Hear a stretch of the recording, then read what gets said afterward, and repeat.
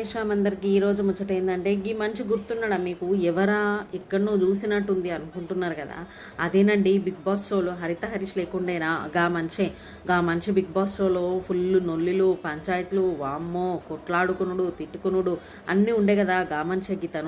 గా మంచి ముక్కుసూటి మనిషి ఏదున్నా డైరెక్ట్ మాట్లాడేస్తాడు కదా. సో గా మంచి ఇప్పుడు మ్యాట్ ఫర్ ఈచ్ అదర్ షోలో అయితే వస్తున్నాడంట. సో 15th గ్రాండ్ లాంచ్ ఉంది కదా.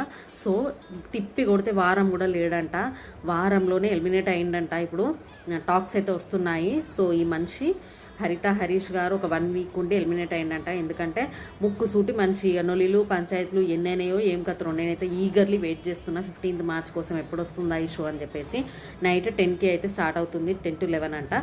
సో చూద్దాం మరి ఎంతవరకు ఏం చేశాడో. Show big made for each other reality షోలో ఏం చేశాడో, అసలు టాస్క్లు ఆడాడా, నొల్లిలు అయ్యాయా, పంచాయతీలు అయ్యాయా, ఇవన్నీ తెలుసుకోవాలంటే 15th మార్చ్ వరకు వెయిట్ చేయండి. సో మీ ఒపీనియన్ ఏంటో ఖచ్చితంగా కామెంట్ చేయండి.